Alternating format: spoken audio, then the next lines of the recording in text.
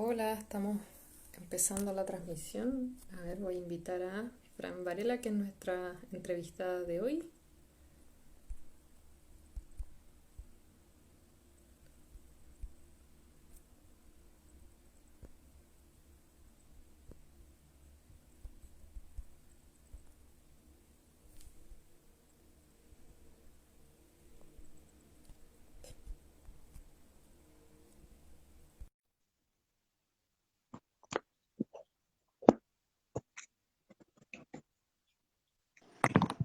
Hola, Fran, ¿cómo Hola, estás? bien, bien, ¿y tú? Bien, Qué bueno. a esperar ahí que se vaya conectando gente. Eh, La Gracias bella, por... creo que está súper brillante. Sí, yo Dame dos pensaba... segundos, voy a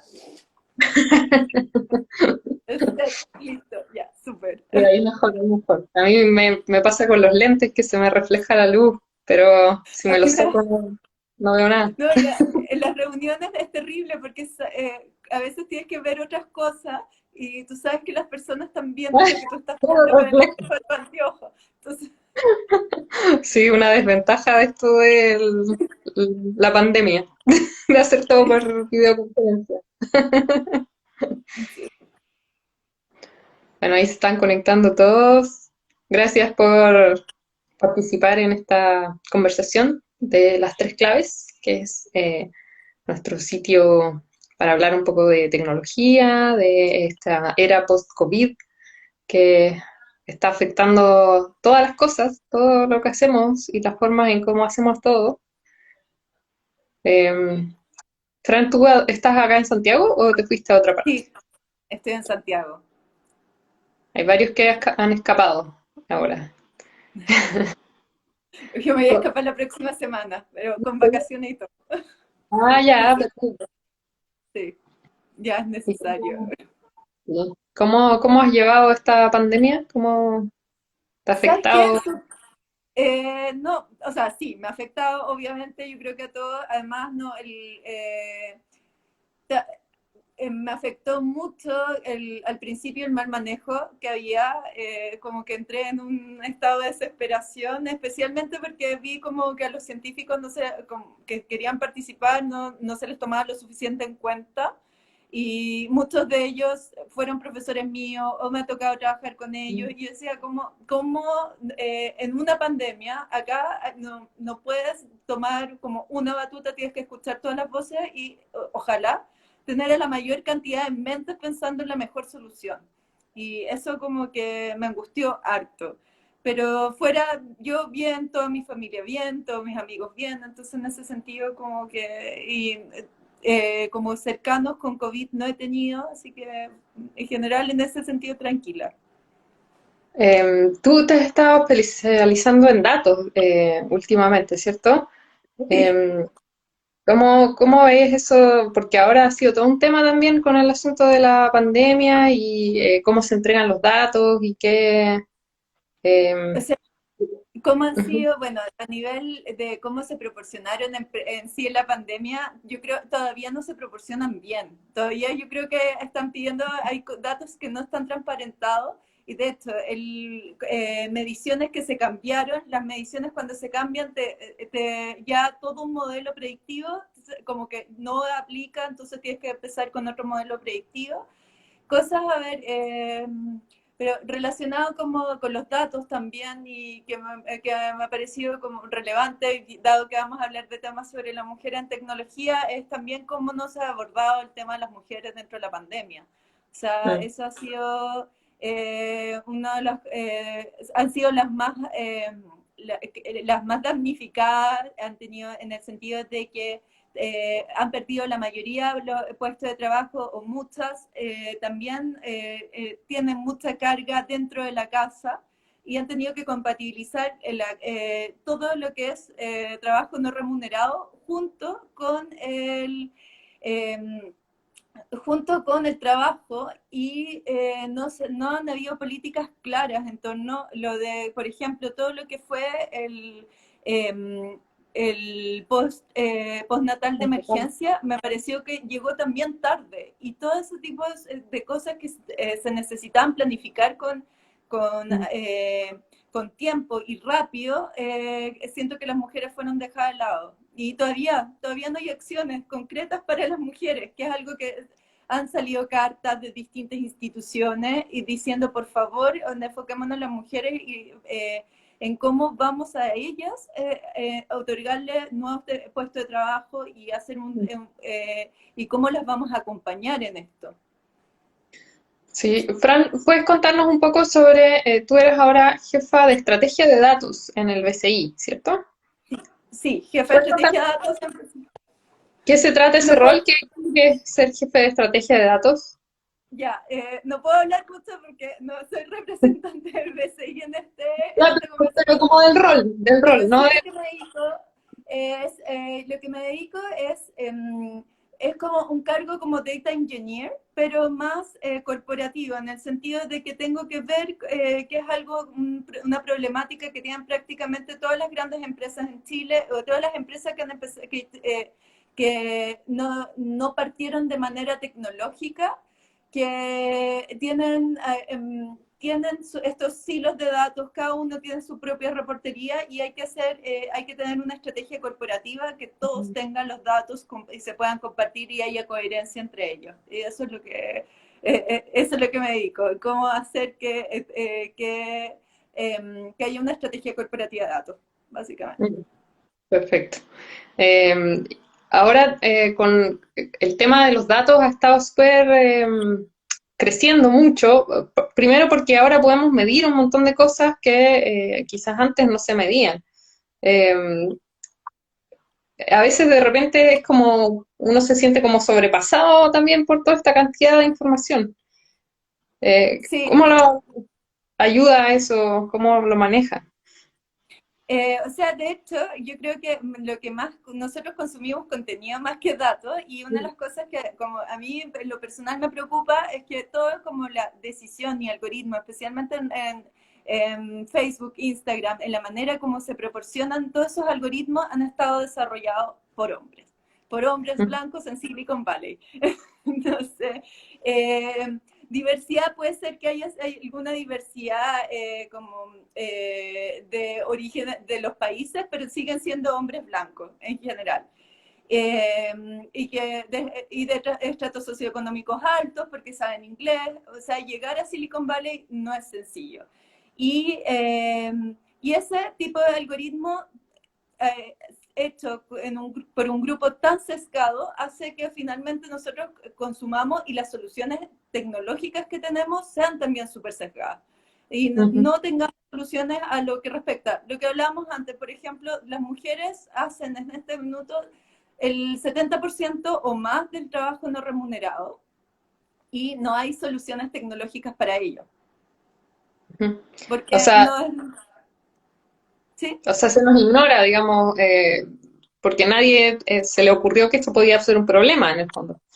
Exacto, o sea, no es parte del problema y no lo visibilizan y no lo ven y ahí es parte como lo importante de tener equipos diversos. O sea, no solamente en tecnología, en ciencia también sucede. Hace poco leí que la mayoría de los medicamentos han sido solo testeados en hombres.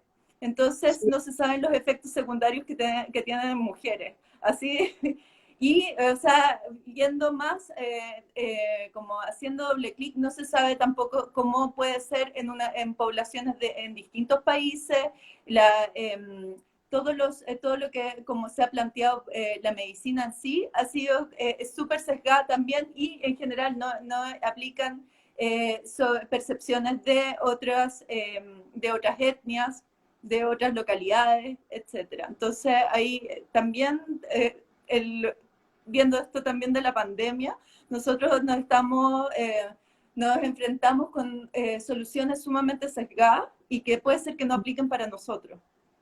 También pasa en la toma de decisiones, ¿no? O sea, porque puede que haya de pronto o sea, sugerencias de hagamos esto, pero igual luego no se toman en cuenta Sí, esas. en la toma de decisiones tengo como la fe y lo que me gusta en particular de Data Science es que es aplicar métodos científicos finalmente dentro de las organizaciones.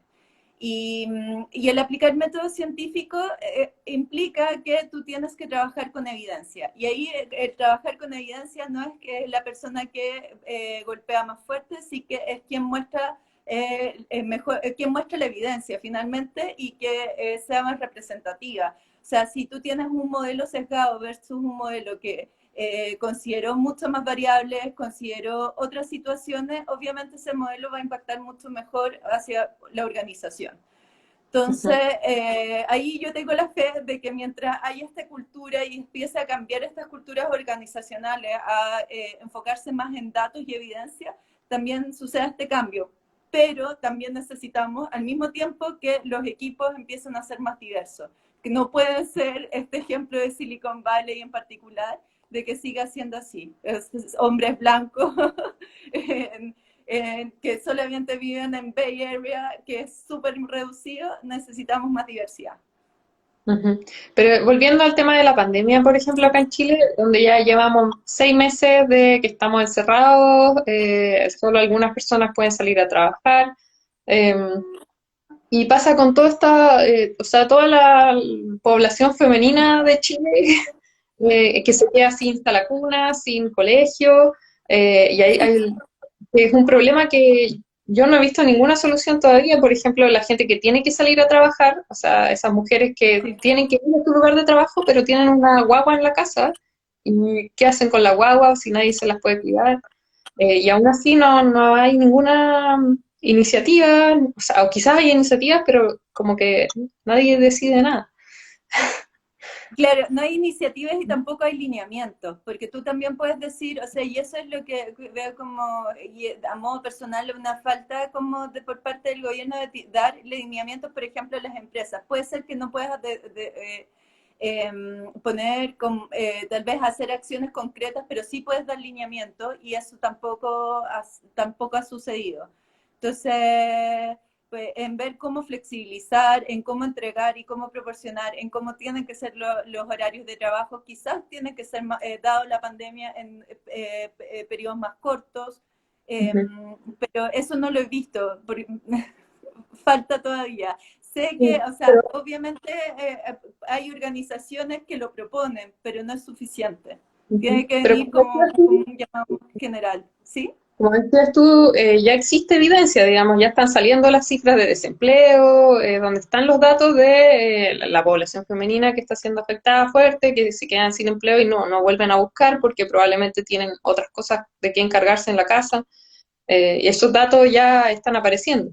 Y aún Sí, así, como que de no hecho, yo pasaron. soy como datos y evidencia hay de antes. Por ejemplo, en la Universidad del Desarrollo el año pasado hizo más bien hace 2 años atrás, en conjunto con la UNICEF y la ISI Foundation, que la ISI Foundation es una fundación que estudia pandemias, una fundación italiana financiada por distintos bancos italianos. Y en conjunto hicieron un estudio de cómo se movilizan las mujeres en Santiago y por qué.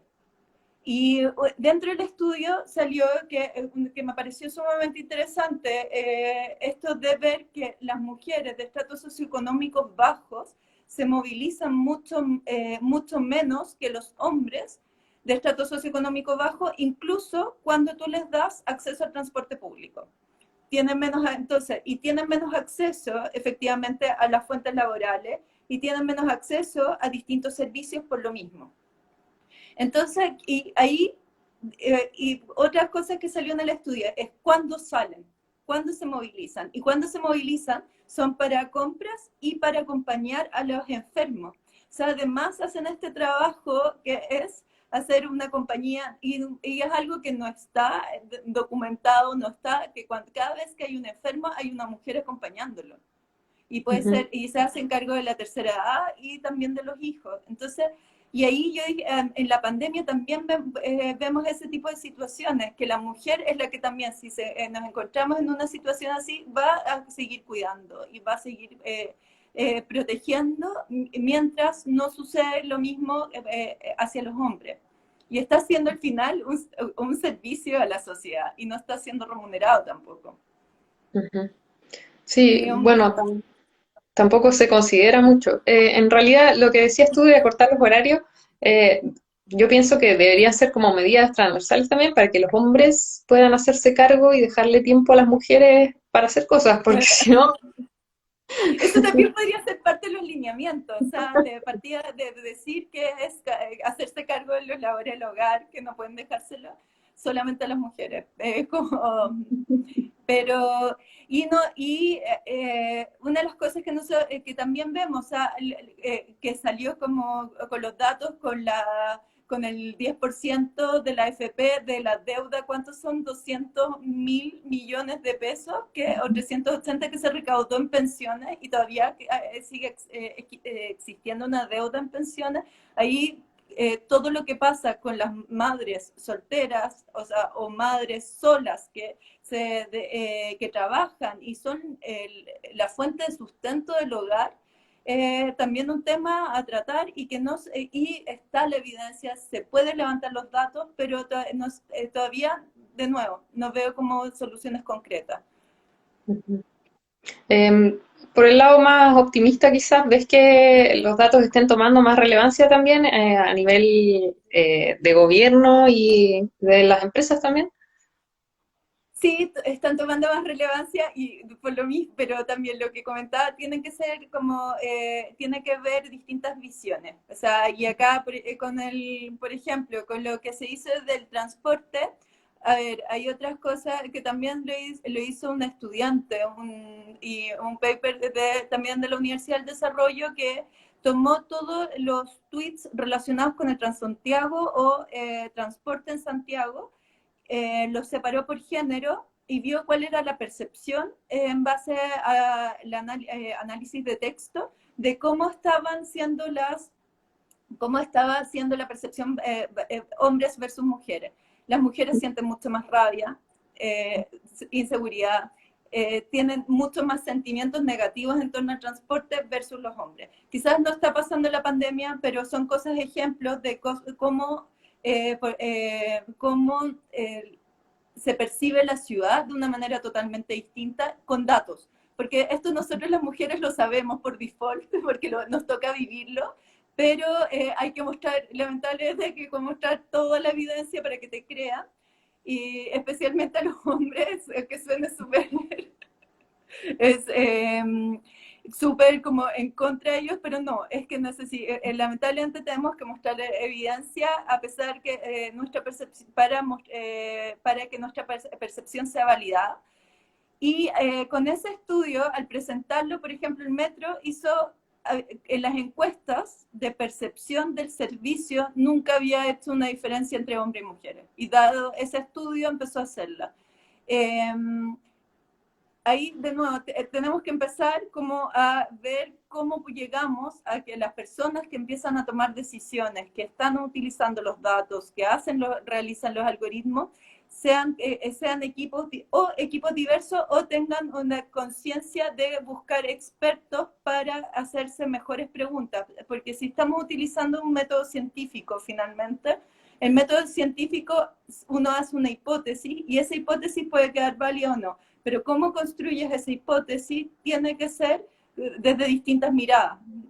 Y en este minuto, de hecho, viendo como videos de la representación de los científicos, de cómo, por ejemplo, los youtubers científicos son la mayoría hombres, no se ve que es un camino para las mujeres ni para las niñas, que sea un camino científico menos de tecnología, es donde tenemos que empezar a trabajar. Ujú. Tú eres directora también de CODEA, que Sí. cuéntanos un poco de qué se trata la fundación y qué es lo que hacen. Eh, CODEA es una fundación para la generación del talento digital en Chile. Tenemos muchísimos programas. Eso me encanta. Hay programas, por ejemplo, de mujeres programadoras, que es para que haya más mujeres en la industria y se hace una reconversión laboral para mujeres de 25 a 40 años.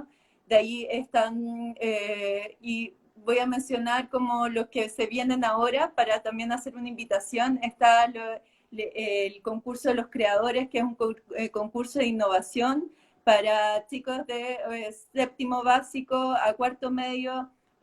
Sí, a mí también me cuesta el lenguaje, chicos y chicas, en que es un concurso de innovación a nivel nacional, en el cual una de las cosas que tiene propósito este año, dado la misma pandemia, es cómo mejorar la calidad de vida.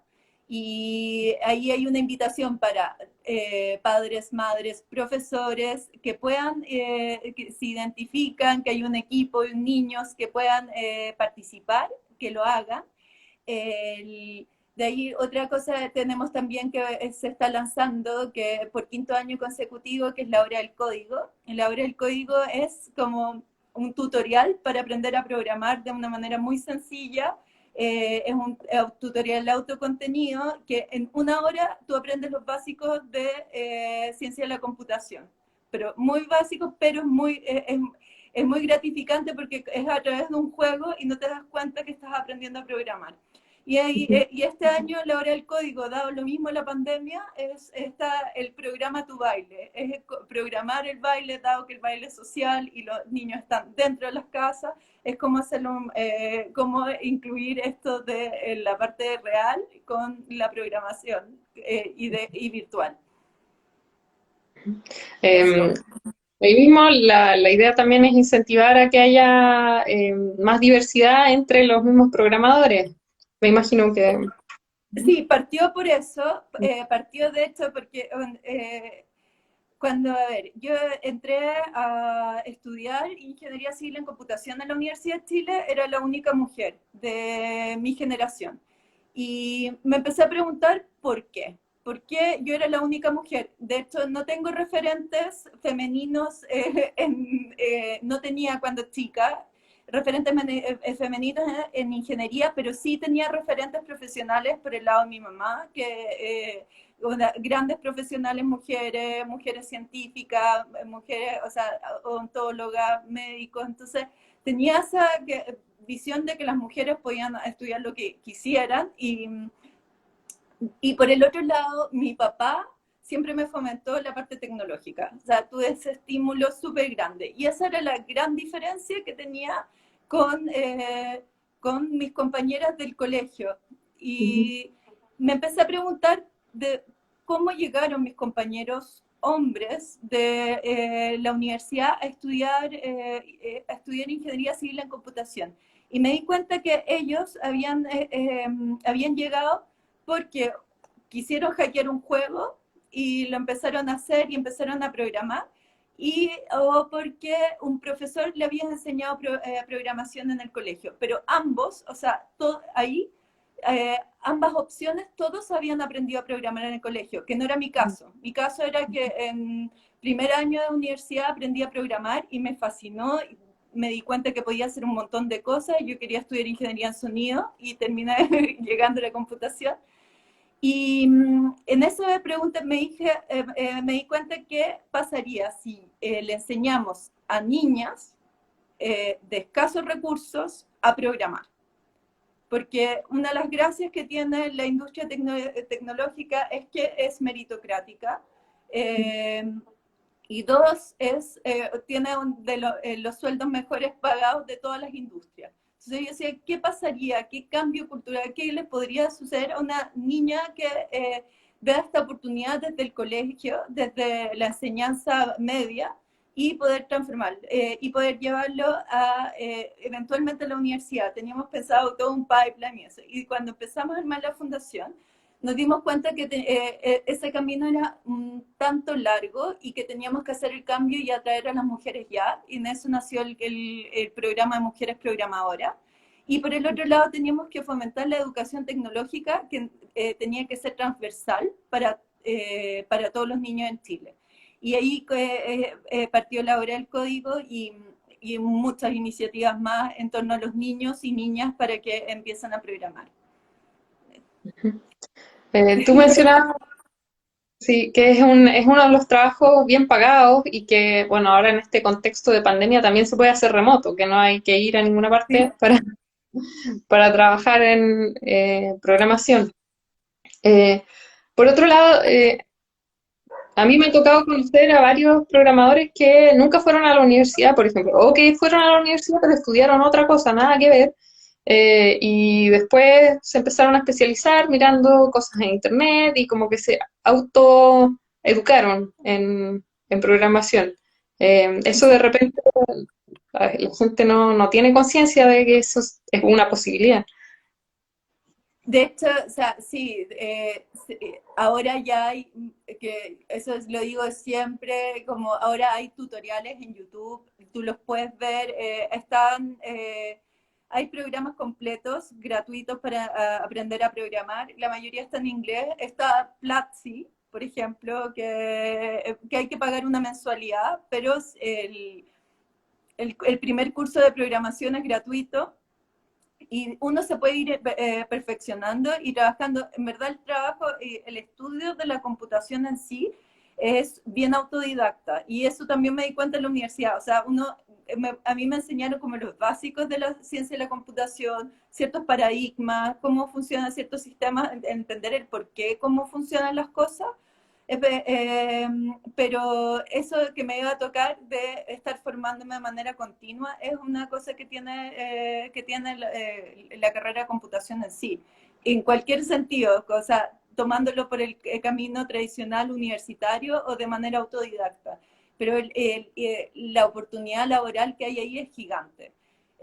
Hay, a ver, en Chile hay creo que 90.000 puestos de trabajo sin poder ser llenados. Las contrataciones en tecnología siguen aumentando y siguen existiendo en la misma pandemia. Y tiene esta ventaja de que puedes trabajar para cualquier parte del mundo. El, no solamente para Chile, sí que puedes hacer trabajo remoto perfectamente y de hecho hay varias empresas chilenas que hacen eso, que son empresas que realizan los trabajos completos hacia California. Ujú. Ahora con la pandemia también como que se ha cortado la distancia para el trabajo, porque como todo es remoto, ya nadie tiene que ir a ninguna oficina en ninguna parte del mundo. Eh, Se ha abierto como una opción ahí también. Sí, y espero, y yo creo que ahí espero que se pueda seguir desarrollando y espero que sea en verdad una oportunidad también tanto para mujeres como para minorías. De nuevo, tiene esta gracia que es meritocrática y que detrás de una pantalla no importa mucho quién eres. Entonces, sí que es cómo realizas tu trabajo y es un trabajo, aunque suena que para mí puede verse súper técnico, también tiene una componente muy creativa de generar nuevas soluciones, de que al final es un lenguaje, aunque sea de programación, aunque sea hacia la máquina, es un lenguaje y por ende también acá quien cree la mejor solución no sabe de dónde puede venir y por lo mismo ahí se necesita que sean formaciones distintas, diversas y visiones distintas. Volviendo a lo que hablabas tú de Facebook y estos sistemas grandes, eh, mucha gente, sobre todo yo lo he visto con la gente más mayor quizás, que ve que la tecnología es como magia en realidad. Es como una caja mágica que hace cosas y también se piensa que como lo hace una máquina, entonces tiene que estar bien, debe ser correcto, porque no hay una persona que está, eh, no sé, que tiene como su prejuicio y que está tomando la decisión por tincar, sino que como la decisión la toma una máquina, tiene que estar correcta. Pero ahí pasa lo que decías Sí. tú, que y son solamente hombres los que programaron esa máquina, quizás la decisión sí tiene algún sesgo. Hay, hay una artista diseñadora chilena que no puedo recordar el nombre ahora, pero que hizo un experimento sobre un refrigerador inteligente. Y en el ¿Ya? refrigerador inteligente tenía que darte como recomendaciones de lo que tenías que consumir de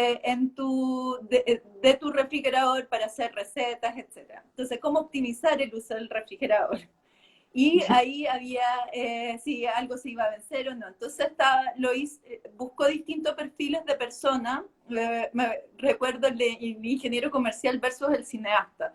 El ingeniero comercial vio como cuánto vale esto, cuándo se iba a acabar, como todo esto mucho más enfocado obviamente a lo económico, ni siquiera tanto hacia la receta o lo que podría ser como como el resultado de lo que vas a comer. Y lo otro y el cineasta, lo que se le ocurrió era conectar los refrigeradores de todo el barrio para que se comiera comida comunitaria. Entonces, si te fijas, es el mismo refrigerador inteligente, solamente que el uso y cómo lo enfoca es totalmente distinto. Y ahí sí importa qué personas están por detrás. Ujú.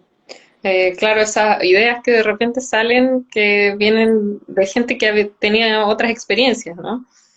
Sí, entonces, y ahí yo siento, bueno, en la industria tecnológica en particular estamos al debe, o sea, falta, especialmente en Chile, o sea, a ver, en la industria chilena es el 95% se compone de hombres, 5% mujeres, ni quiero saber minorías diversas, o sea, no, yo creo que prácticamente no es un número que pueda aparecer en un porcentaje. Ujú. Entonces, y ahí nos queda harto por hacer. Siempre digo lo que tienen que dejar de titularse hombres para que lleguemos a un 30% que es cuando una industria se siente igual, que se siente tanto hombres y mujeres, 30% es como el número mágico. Entonces, para llegar al 30%, no tendría que titularse ningún hombre más y aumentar 7 veces la cantidad de mujeres que hay. Entonces, Falta. queda harto, sí, queda harto por hacer y ahí es como también una invitación a como los hombres, principalmente los hombres de la industria tecnológica, de cómo, dado que son el 95%, en cómo van a ampliar este espacio porque hay espacio, es lo que mencionaba, no es que van a entrar a competir, necesitamos eso, están esos puestos de trabajo, en cómo ampliarlos y traer más talento no solamente, o sea, talento diverso y talento de distintas partes. Y cómo vamos también a hacer de que más mujeres participen, en Ujú. que desde niñas esto sea una posibilidad, una carrera, de que esto no es solamente para programadores hombres, etc. Así que hay harto camino por hacer. ¿Cómo En, ves el impacto que tiene la pandemia ahora en esto mismo, en que haya más mujeres que estén interesadas en una carrera tecnológica? O quizás lo ha impactado de forma negativa, por lo mismo que hablábamos antes. O sea, creo, no tengo cifras para decirte, pero sí lo que he visto es, gracias, por ejemplo, programas como que hicimos con las emprendedores conectadas en Quilicura, son mujeres emprendedoras de micropymes en un curso de 2 meses se les enseñó desde sacar una buena fotografía para redes sociales, a utilizar las redes sociales, a tener un e-commerce y cómo generar más ventas, potenciándose con las redes sociales. Y eso les generó un cambio total, o sea, un cambio grande porque terminaron el curso justo una semana después del estallido social, donde ellas mismas no sabían cómo podían eh, ofrecer sus productos, los pudieron ofrecer, tenían una plataforma ya implementada. Y también ahora con la pandemia ya tenían esa base ya hecha. Sí, lo que también observé es que muchos como emprendimientos empezaron a digitalizarse rápidamente, algunos más tarde, otros después, algunos están recién saliendo con sus e-commerce precisamente para poder seguir vendiendo y manteniéndose. Eh, Se generó una digitalización súper grande. No sé si hay hombres o mujeres por detrás, pero sí que Ha sido un poco forzado, pero hay que ver cómo se puede apoyar de una mejor manera para que puedan llegar mucho mejor a más personas y seguir trabajando, ¿sí? Ese es el punto. Esto ha generado también más demanda por gente que entienda desde redes sociales hasta programar sitios web, tener un e-commerce, un sistema funcionando atrás, eh, porque ahora tienes que hacer todo online. Sí. Sí, o sea, aumentó, creo que hay cifras de que aumentó los e-commerce, que era como 10 veces, aumentó lo mismo que lo que se ha desarrollado la industria de e-commerce en los últimos 10 años. Está Un avance así. de la Un rumba. robot, un Que no robot. sé dónde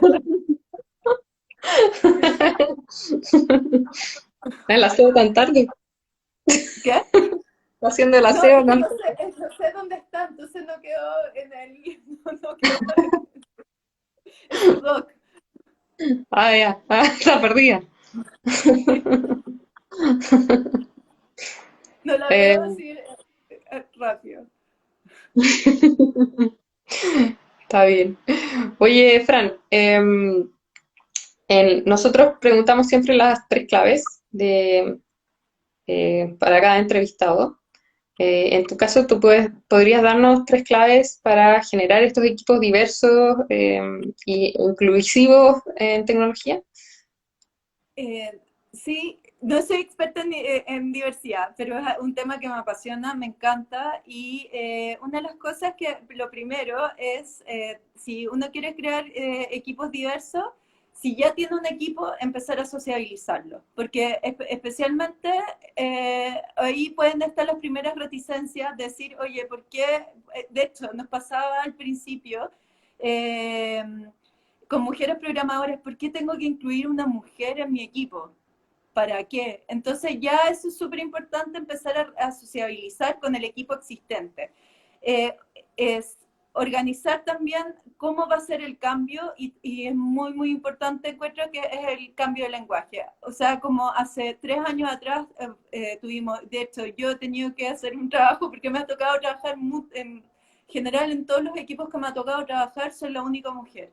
Ujú, Entonces, que también lo quiero cambiar. Es algo que en mi trabajo actual, por suerte, no es así, pero sí el cambiar el lenguaje. No machista, machista, si hay guías.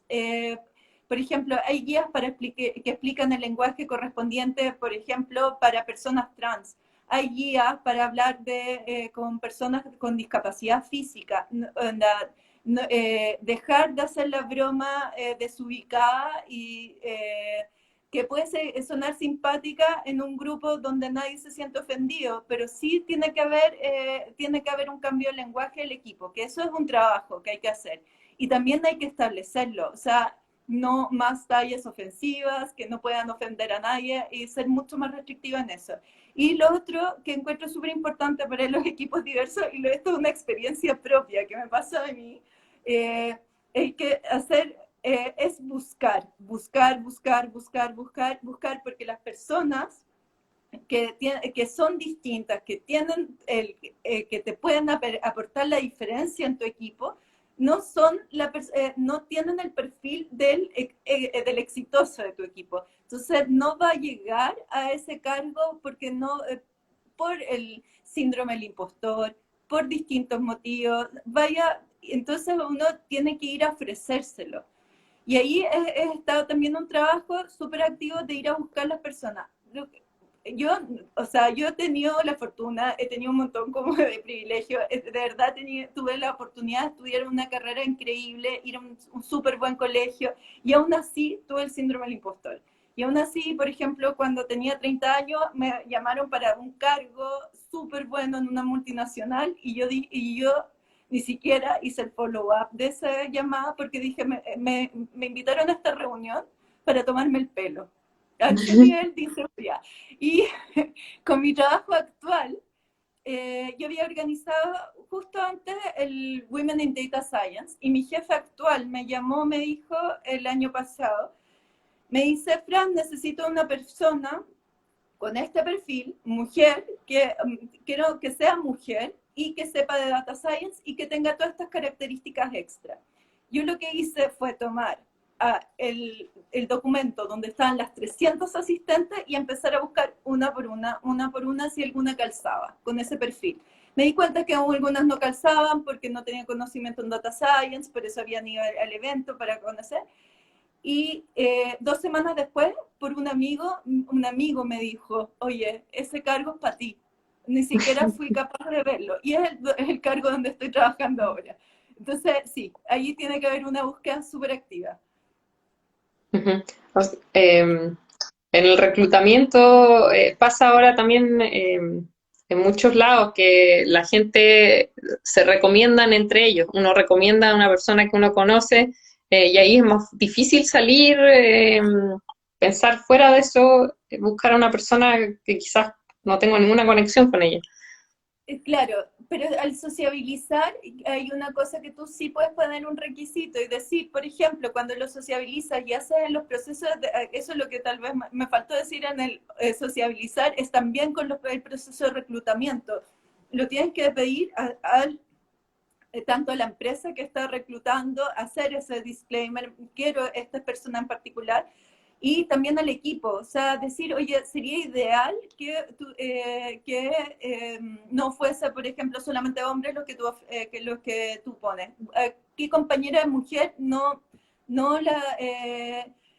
tengo, qué compañera mujer no está, podría estar acá? Aunque busca un poco más porque busca dentro de ese 5% y ojalá para que se crezca a un 6 un 7 y así. Ujú. Hay algo más que posiblemente te ha tocado ver también, que es la resistencia que existe cuando uno dice ya, pero quiero contratar a una mujer o quiero contratar a una persona de un perfil específico, en que te empiezan a decir ya, pero como que hay que bajar los requisitos para que esa persona entre o empiezan excusas así. Es que no se bajan los requisitos, y también hay una cosa de percepción de que, por ejemplo, los hombres van a postular igual, y eso hay estudios al respecto, aunque no cumplan con los requisitos que aparecen. De hecho, muchos de los requisitos en tecnología a veces aparecen unos listados y dice que si tú ves todos los requisitos y todas las cosas que tienen que aprender, significa que tienen que estudiar 80 años. Entonces, imposible, nadie cumple un perfil de tecnología con esa cantidad de cosas. O sea, saber 10 idiomas, 10 lenguajes de programación distintos, que con tecnología inexistente. Hace poco leía de una persona que había inventado una librería, que se pedía 5 años de experiencia de esa librería, y esa persona la había inventado hace 2 años. O sea, el mismo, quien inventó, quien creó, el creador mismo no podía postular ese cargo. O sea, ahí está, y los hombres postulan igual, y eso hay estudios y todo. Las mujeres no, las mujeres postulan cuando ya tienen el conocimiento. Entonces, no es que se bajen, nadie baja, que un hombre postula y las mujeres tratan de tener una certeza de que ellas saben y no que van a prometer algo que no desconocen. Ujú, Así, sí, son solo percepciones. ujú. Y en tu caso, quizás, no sé si te ha tocado, O sea, cuando eres te la puedo única contar mujer. como, también Sí. como caso, como iniciativas, como se hizo la iniciativa que hizo la Universidad de Chile en la Facultad de Ingeniería, que fue el dejar que tú entrabas a como dejar 560 cupos, por decir así, o cierta cantidad de cupos, que tú entrabas por puntaje, y después cortar, y de ahí los siguientes puntajes que fuesen de mujeres, los otros 40 entraban. Hubo ahí hubo un montón de reclamos de que las mujeres la estaban privilegiando, de que no correspondía. Pero, ¿qué hizo este programa? Uno, tienes que terminar de estudiar una carrera que es durante 6 años, que es sumamente difícil. O sea, si ya pasaste el primer año, o sea, ya tienes un montón de méritos, porque es una carrera real, o sea, muy, muy compleja. y muy dura, y además que no, prácticamente no ves o sea, ves solo cifras y no ves ser humano, que ahí podemos también un tema interesante como a tratar. Y estudiar esa carrera de 6 años y ahí, o sea, da lo mismo como entraste. Si lograste terminar esa carrera, bien, tienes todos los badges. O sea, como... Y lo bonito que pasó ahí es que las mujeres que aumentó la cantidad de mujeres que entraron dentro de los 560 cupos iniciales. Entonces, eh, por el solo hecho de entregar estos cupos de género. Antes la participación de la mujer dentro de en ingeniería, cuando estudié yo, entrábamos un 10% mujeres y esto hizo que aumentara un 25%. Entonces son como cifras importantes y es importante que las mujeres vean esto como una oportunidad. Ahora hay cosas como propia de la carrera y esto cambiando un poco la pregunta, pero hay cosas de la carrera en sí que es sumamente dura para las mujeres. ¿Por qué? Porque en general las mujeres buscan carreras sumamente humanas, que tengan contacto humano. Ingeniería no lo es. Y no solo no lo es, tampoco en ningún momento cuando nosotros hacemos las partes matemáticas, todo lo de los estudios, tú ves reflejado que ahí hay una persona. Y efectivamente hay una persona. En general, todos los estudios de impacto, todas las cosas son números, nosotros lo vemos como número en toda la carrera, pero no vemos cómo puede impactar. Y para mí la carrera de ingeniería es una de las carreras que tienen más impacto a nivel como social, en macro,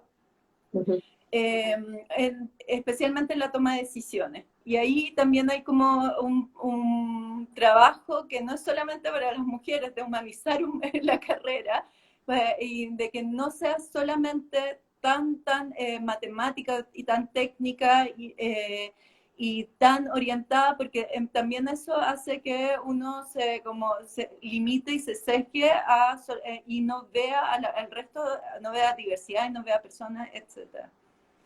Mm.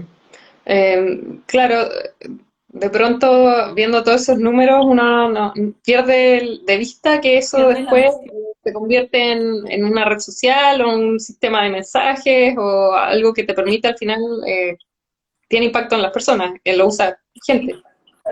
totalmente. O sea, en el caso de computación, o sea, todos tenemos un celular. En Chile, o sea, tenemos como el mayor uso de celulares. En Latinoamérica hay más celulares que personas. Y no tenemos la noción de que hay una persona por detrás. Y de ahí, pero también viéndolo en otras ingenierías, como ingeniería civil o ingeniería de transporte, también tiene un impacto sumamente grande en la toma de decisiones, o sea, en nuestro diario vivir, que eh, son grandes obras y al final lo vemos como un macro y no estamos contabilizando y no estamos viendo a las personas. Y ahora yo también, y volviendo, yo creo que tengo súper alta fe en data science, pero volviendo a los datos en este momento sí nos permiten el individualizar y tener una persona y entender esa persona y entender su contexto y entender cómo vive y lo que sucede. Y tenemos la información para hacerlo. Y entonces no puede ser que ya estemos tomando unas decisiones así como macro sin poder ver puede ser el impacto como atómico que hay.